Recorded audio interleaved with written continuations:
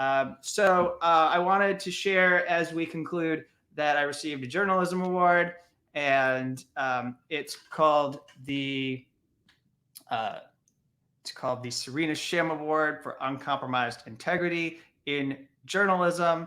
And I wanted to talk about it right now before some other asshole on Twitter finds it and acts like I want to hide it and I'm ashamed of winning the award because there's nothing to be ashamed about. But if you're a pro-imperialist hack, you like to attack the few independent journalists who find support from this organization, which in a way, it's not actually like they're asking for anything in return. This was an award for journalism that's already been produced.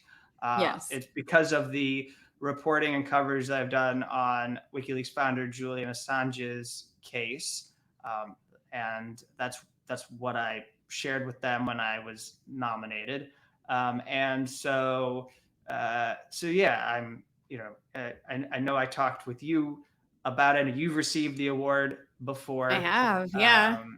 I'm in an esteemed group. We could go down the list and read some of the names, but people like Aaron Mate and Max Blumenthal and Jimmy Dore has received it in the past, and there are other people on the list.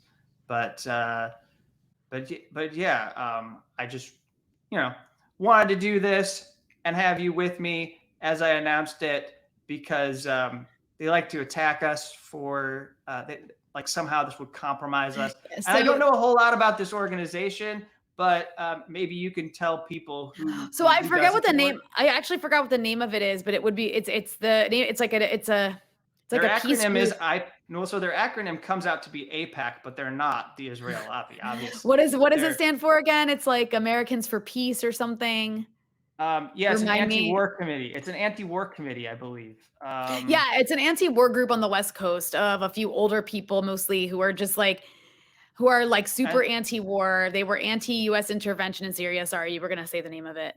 Well, the figure who is involved in it is Paul Larrady, who he's not the only one. He's one of many people who are on a board and just decide they are American peace activists. And they were against the war on Syria. And because they were against the war on Syria, there was this huge campaign to demonize them as being a pro-Assad lobbying group.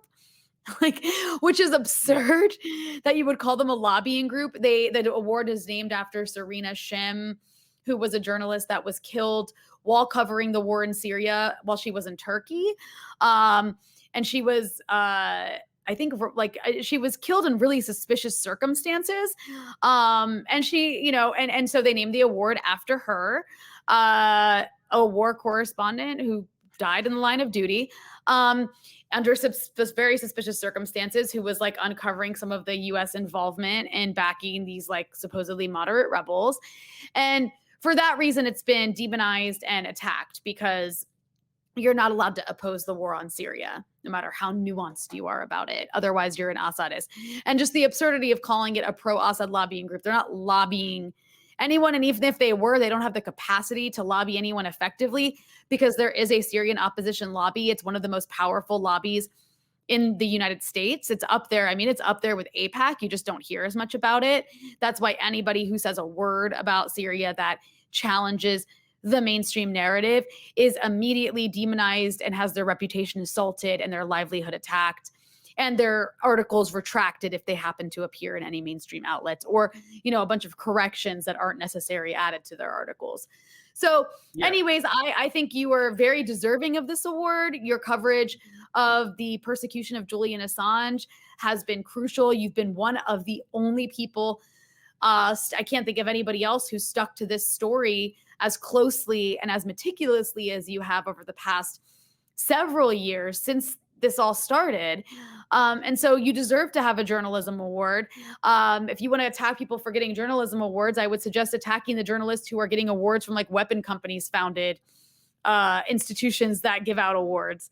So anyways, I congratulate you. I think it's awesome. I've been a recipient of this award and I appreciate the support for independent journalism that an award like this offers, because there's very few places that are willing to actually give you anything for putting in the work to expose the crimes of empire, because that is not something that's rewarded. That's something that is punished.